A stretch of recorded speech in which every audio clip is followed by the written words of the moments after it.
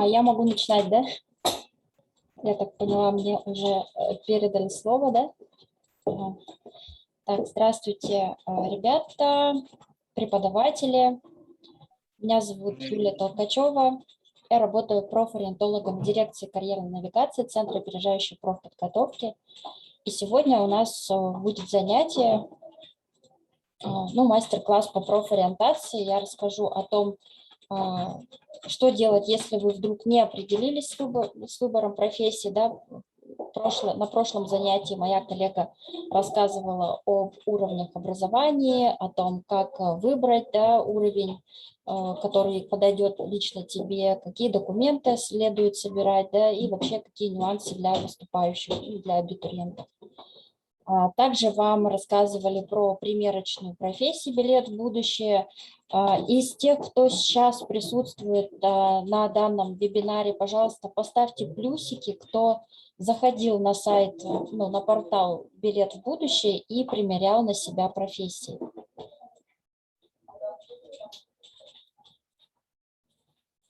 Так, хорошо. Напишите, пожалуйста, в чате, кто вообще выбрал профессию, кто уже точно знает, куда он пойдет, какой профиль у него будет, и минусы, если вы еще пока не уверены в своем выборе или запутались и не знаете, куда поступать, что делать, какие навыки качать и так далее. Так, я прошу организатора дать мне право демонстрировать экран. У меня есть презентация, которая поможет неопределившимся выбрать профессию, и подскажу вам некоторые тесты по профориентации, которые вы можете пройти самостоятельно прямо со своего телефона.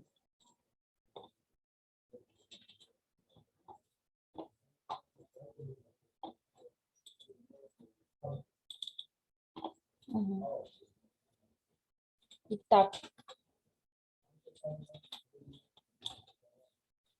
что же делать, если вдруг ты не определился? Что следует предпринять, если уже на носу ОГЭ, ЕГЭ или не за горами, да, но ты еще пока не в курсе, какой профиль выбрать, куда пойти, с чем связать свою жизнь, с какой деятельностью. Итак, вообще профориентация начинается с познания себя, когда ты сам отвечаешь на вопросы, чему готов ты посвятить свою жизнь. Если ты не знаешь свои сильные и слабые стороны, если ты не можешь описать себя какой-то сильный, слабый, умный, может быть, у тебя хорошее воображение, да, то есть в чем твои сильные и слабые стороны, без этого понимания, да, самого себя, если у тебя нет своей концепции, то, скорее всего, ты не сможешь выбрать действительно профессию, которая могла бы помочь тебе реализоваться в этом мире и добиться каких-то успехов. Да? Поэтому в первую очередь необходимо понять, какие у тебя есть интересы, какие у тебя есть особенности индивидуальные, да, какие у тебя есть склонности.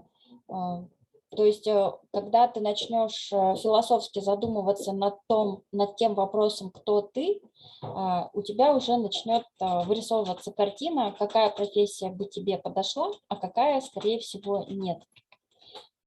Также помочь с выбором, определиться с выбором профессии могут полезные сервисы и ресурсы, которые есть в свободном доступе в интернете. Я чуть-чуть попозже расскажу о них. Если вкратце, это может быть сайт «Поступи онлайн» для абитуриентов. Там есть возможность построить свою траекторию поступления, выбрать колледж или вуз. Можно изучить ситуацию на рынке труда, то есть посмотреть, какие вакансии востребованы. И если у тебя сейчас в руках есть смартфон, Android, можешь скачать прямо сейчас приложение «Профнавигатор Якутии» и посмотреть, какие колледжи есть на территории Республики Саха-Якутия, и посмотреть, по каким компетенциям, по каким программам они обучают, и те требования, которые есть к поступающим. А, Сейчас я хочу показать вам одну картинку.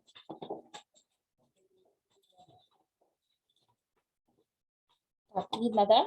Напишите, пожалуйста, в чате, чтобы я понимала, видите ли вы картинку с изображением геометрических фигур. Ага, так. Вот, посмотрите, пожалуйста, внимательно. Сейчас мы проведем небольшое психологическое исследование, то есть небольшую профориентацию, и определим, к какому типу личности относитесь вы. Есть такой американский психолог Джон Холланд, который поделил все профессии на 6 типов. 6 типов – это, получается, конвенциальный тип профессии,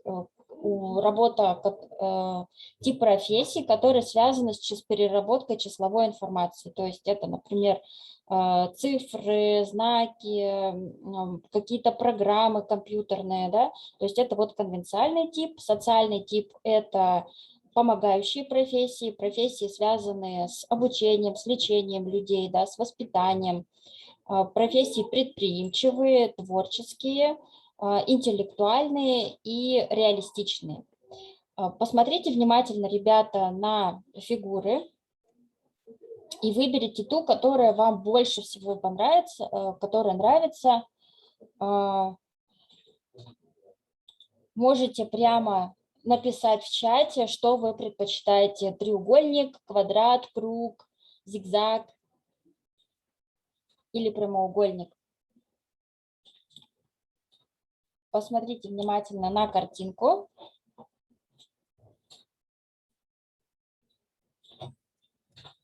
И выбирайте ту, которая вам больше всего нравится.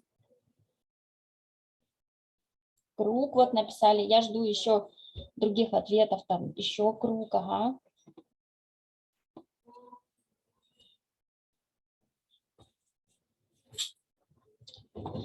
Квадрат вот выбрали. Угу. Давайте еще, я жду, когда еще кто-нибудь ответит, чтобы вы потом могли дать обратную связь, совпадает ли вот эта методика с определением вашей личности. Вот я вижу, что очень многие написали круг.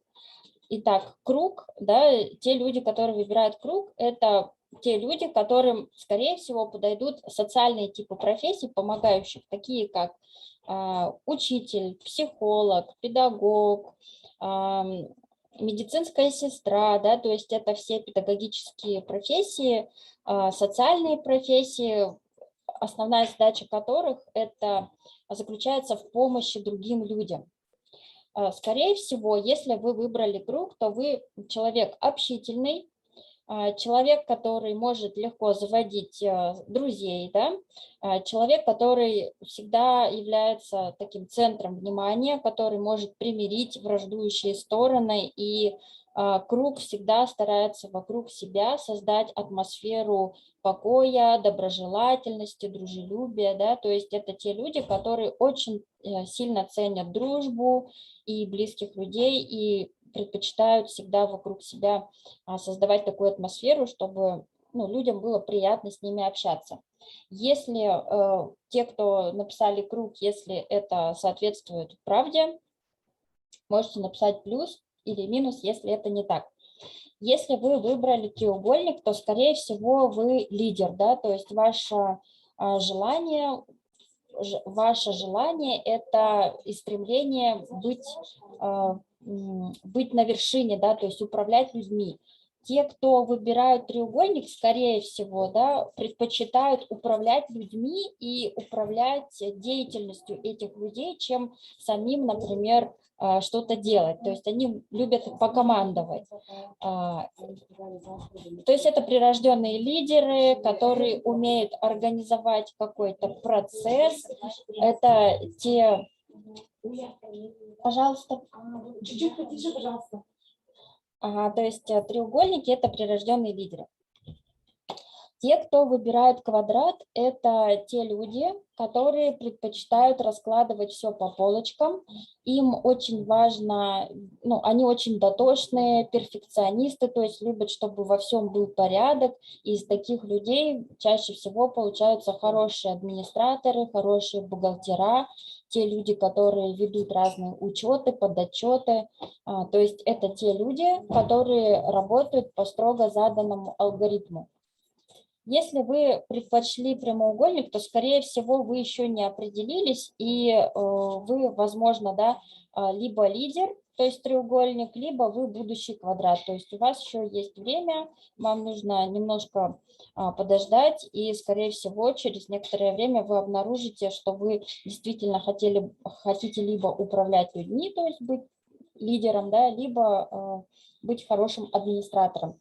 Если же вы выбрали зигзаг, то, скорее всего, вы творческая личность, вы не созданы для работы в офисе, вам важно, чтобы вы могли работать именно в то время, когда вас посещает муза, то есть когда у вас, когда вы находитесь в состоянии такого потока, да, то есть желание творить, и чаще всего такие люди, ну, не могут работать в офисе 5 дней в неделю, да, и там с 9 до 6, то есть это музыканты, это художники, это дизайнеры, разработчики различные, да, то есть люди, которые автономно работают, то есть работают без коллектива, работают сами над своей идеей, реализуют свои идеи самостоятельно.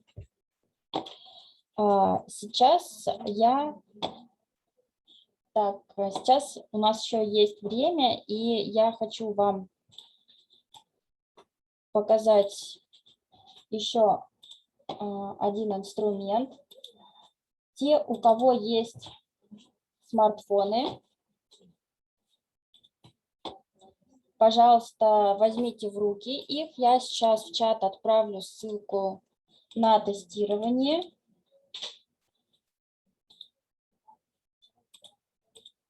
И отправлю в чат.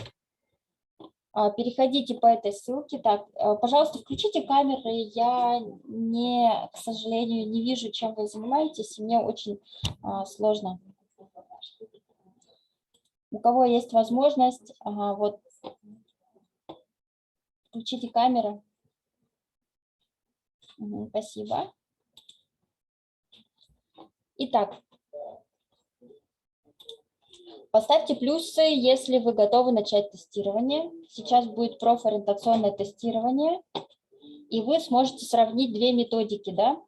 То есть первая методика квадрат, круг, человек, квадрат, круг, треугольник, точнее, и вторая методика это Джон Холланд. Если эти две методики у вас совпадут, то, скорее всего, можно будет верить результатам этого тестирования, и можно уже с определенной вероятностью сказать, какой тип профессии все-таки вам подойдет больше. Итак, я прошу проставить в чат плюсы, если вы готовы начать тестирование.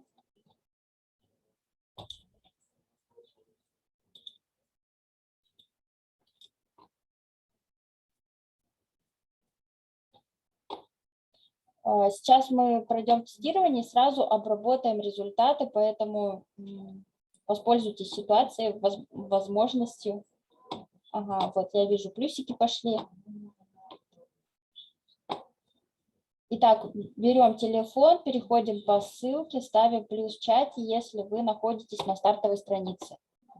Ага, это получается у нас сайт copsaha.ru, то есть организация, в которой работаю. И у нас есть отдел профориентации, то есть дирекция карьерной навигации. И у нас на сайте есть 4 профориентационных теста, 2 для взрослых и 2 для детей и подростков, пройдя которые можно примерно уже составить представление о том, какая профессия подойдет лично мне. И я предлагаю вам пройти сегодня тест на определение профессиональной направленности личности Джона Холланда. Нажимаем «Пройти тест». И у нас на стартовой странице вот нам предлагается 42 пары профессий, читая названия которых нужно выбрать ту, которая больше всего вам нравится. Ну, то есть из каждой пары видов деятельности выбираете один наиболее предпочтительный для вас. Так, попросили еще раз ссылку, сейчас продублирую.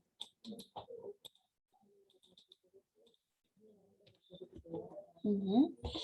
Тут очень важно понимать разницу между этими профессиями. Если вы просто так, ну, наугад будете нажимать первое попавшееся, нет, вы проходите второй, проходите тест Джона Холланда. Сейчас мы его будем вместе обрабатывать.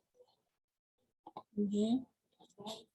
Сегодня мы пройдем две методики, сравним результаты и посмотрим, насколько можно верить этим результатам. Итак, очень важно, выбирая одну из двух профессий, понимать, в чем они отличаются. Да? Например, эколог в основном работает с исследованиями, да, по экологии, да, то есть о том, как не нарушать вред окружающей среде, какие новые технологии появляются, внедрять их там на заводы, да, чтобы меньше было выхлопных газов и так далее. Да, то есть экологи над этим работают. Бухгалтера же работают над переработкой информации, в основном связанной с финансами, с расчетами. Да, и если вам больше нравится изучать и анализировать то, что происходит в мире природы, да, как человек влияет, как человеческая деятельность влияет на вообще окружающую среду, то вы выбираете эколог. Если вам больше нравится считать, рассчитывать, расчеты какие-то делать, вы выбираете бухгалтер. И таким образом вы выбираете каждый вариант. Например, программист. Ну, я буду выбирать то, что нравится мне. Посмотрим, насколько это соответствует той деятельности, которой я занимаюсь сегодня. Итак, вот, например, между кинолог. Кинолог – это человек, который занимается дрессировкой собак, ну, как бы изучением собак, да, и готовит собак специально для какой-то деятельности. Например, готовит собак-спасателей или собак, которые наркотики ищут, там спасатели, которые, собаки, которые поводыри, например, да, со слепыми работают. Вот, вы выбираете то, что нравится вам. Например, давайте посмотрим. Системный программист и манекенщица, да? Фотокорреспондент и реставратор. То есть здесь важно понимать, что это за профессия. Если вы не будете понимать, что это за профессия, просто так будете на интересное название, да, нажимать, то, скорее всего, ваш тест ничего не покажет.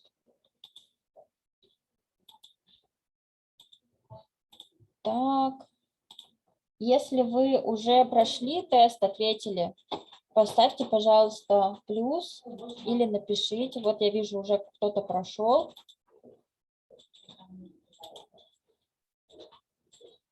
Ага, вот тут вот вопрос был орнитолог, да? Орнитолог вариант. Как вы думаете, что это за профессия? Кто-нибудь знает? Так, ссылку еще раз просят. Сейчас дублирую и отправляю.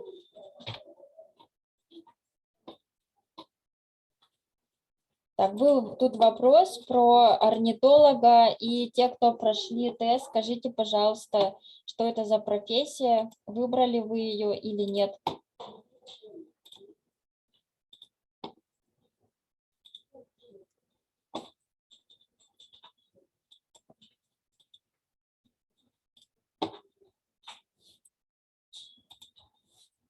Ну, орнитолог – это человек, ученый, да, который изучает поведение птиц. То есть очень важно, да, проходить этот тест и понимать, что это за профессия. Не ленитесь заглянуть в Google, в Википедию, посмотреть, что за профессия, если вы не знаете, что эта профессия собой представляет. Итак, еще некоторые ребята прошли тест. Пожалуйста, я жду плюсики от вас, если вы прошли тестирование, готовы ознакомиться со своими результатами. Ага, вот. Итак, нажимаете на просмотр результата и видите, да, то есть у нас У нас, как я уже говорила, по Холланду, да, все профессии делятся на 6 типов: социальный, конвенциальный, реалистический, практический, артистический, интеллектуальный и предприимчивый. Вот, смотрите, это результаты моего теста. Я выбирала профессии, исходя из своих предпочтений, и у меня на первом месте вышли социальный тип, то есть это профессия, помогающая, связанная с помощью людям, да. На втором месте у меня конвенциальный или стандартный, то есть связанный с переработкой числовой информации. Ну и дальше уже прошли реалистический, артистический, интеллектуальный и предприимчивый. Так вот, ребята, у вас в ваших тестах тоже будет один ведущий, да, тип деятельности, который наберет максимальное количество баллов, и на втором месте будет, ну, рядом, да, состоящий. Вот посмотрите, я работаю психологом, и моя работа связана не только с общением с людьми, да, но и с переработкой числовой информации. Например, вчера по роду своей профессиональной деятельности мне необходимо было провести социальный опрос, провести аналитику этого опроса, посчитать процентное соотношение, там, да, сколько человек ответило таким образом, сколько таким, то есть провести качественный анализ этого опроса, да, то есть моя все равно работа связана не только с общением, но и с переработкой числовой информации. Поэтому вот методика Джона Холланда, она показывает те сферы деятельности, которые больше всего вам подходят. Если у вас больше всего вышло, например, допустим, конвенциальный или стандартный, да, то, скорее всего, вам подойдут то, скорее всего, у вас хорошие математические способности, вы ориентированы скорее на достижение, ну, как бы на работу по какому-то заданному алгоритму, у вас не очень сильно развито воображение, скорее всего, вы ну, хорошо можете запоминать числа, различные формулы и находить ответы, исходя из какого-то определенного алгоритма, да. Если у вас больше вышел реалистический или практический тип, то, скорее всего, вы человек, которому важно видеть сразу же результат своей работы. То есть это какие профессии? Это, например, допустим, те профессии, когда вы сразу видите результат своей работы. Ну, если прям совсем на пальцах объяснять, то это, например, ну, слесарь по ремонту автомобилей, да, к примеру. Приходит к нему владелец с автомобилем, у которого сломан, вот слесарь его смотрит, ремонтирует, заменяет детали и сразу же видит результат своей работы. Есть еще артистический тип, это, ну, творческие профессии, да, когда человека очень сильно развито воображение, когда ему важно, чтобы на него обращали внимание, когда он может хорошо себя преподносить, у него, ну, хорошо развиты навыки самопрезентации.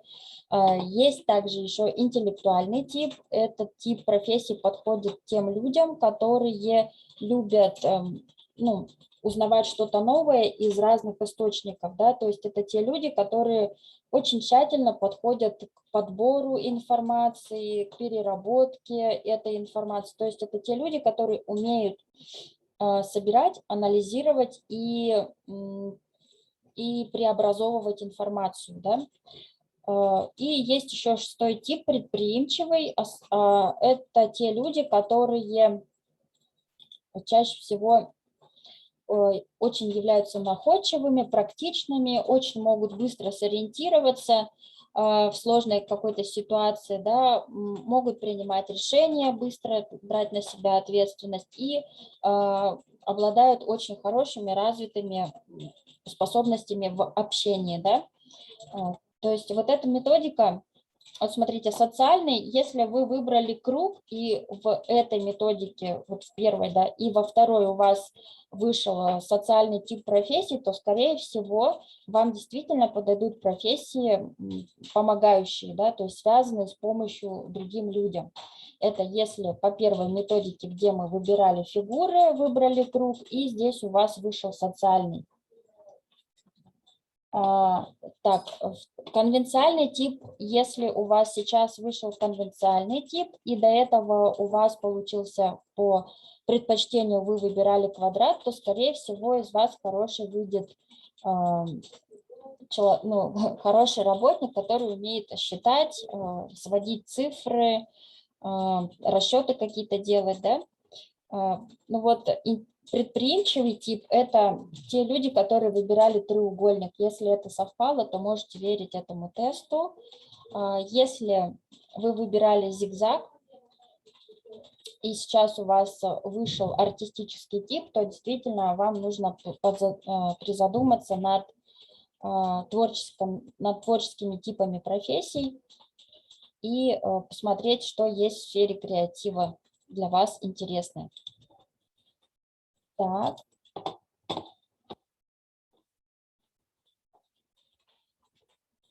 Так, сейчас я вам еще один, у нас осталось совсем немножко времени, 5 минут.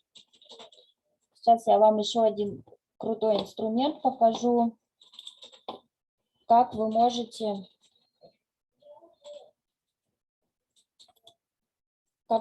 сами в спокойной обстановке, когда будете с телефоном находиться, можете проходить некоторые тесты.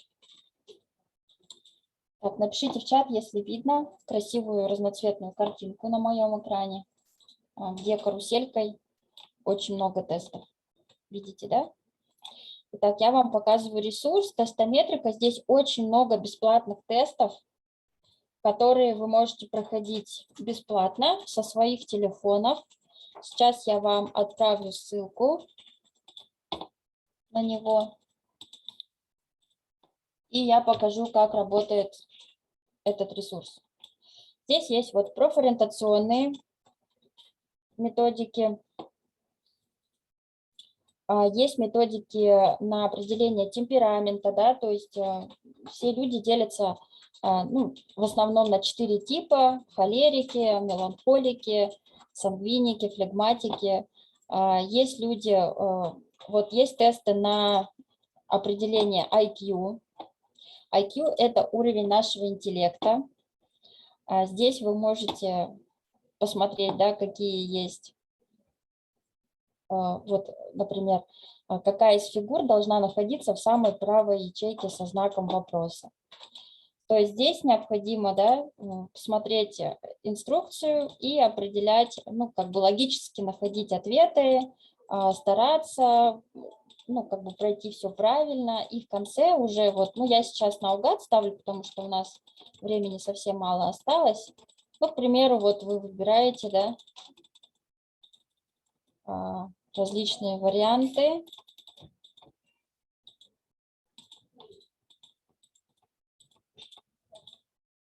Так, и вот мы смотрим, допустим, я пишу, мне 10 лет, я девочка, и вот здесь результаты, да, вышли. У меня IQ, то есть здесь вышел результат 68, да, он соответствует уровню ниже среднего, да, в этом тесте у тебя 5 правильных ответов из 30. Я отвечала наугад, поэтому результаты, соответственно, такие. Здесь можно также, да, посмотреть, какие рекомендации есть. И когда вы начнете потихоньку изучать себя, изучать тесты, проходить различные, да, понимать, вот я холерик, или я сангвиник, или у меня вот хорошее внимание, или у меня там IQ там выше среднего, да. Вот есть еще интересные вот методики дом, дерево, человек, да, вот есть тесты по профориентации, есть тесты на определение уровня депрессии и прочее. И поэтому, ребят, когда вы начнете проходить эти тесты и начнете составлять понимание, да, о том, кто вы, какая у вас цель, какой вы человек, какая у вас личность и так далее, вот тогда уже начнется более обширное понимание того, кем бы вы могли стать, потому что каждая профессия, она предъявляет определенные требования к человеку, в том числе, да, то есть врач это человек, который помогает людям, да, у него есть свои требования к, ну, например, к гуманности, да, к человеколюбию. Полицейский должен быть ответственным, честным, например, да, должен быть стрессоустойчивым. Поэтому каждая профессия предъявляет свои требования к человеку, и если вы будете понимать, какой вы человек, то вы, соответственно, сможете понять, какая профессия подойдет именно вам. У меня все. Спасибо за внимание.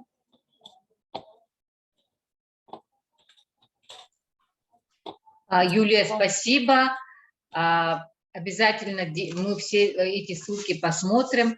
Мы, ребята, сейчас буквально на часик с вами отлучаемся, и ровно через час мы с вами все вместе отправляемся на онлайн-экскурсию по музею «Сия моя история».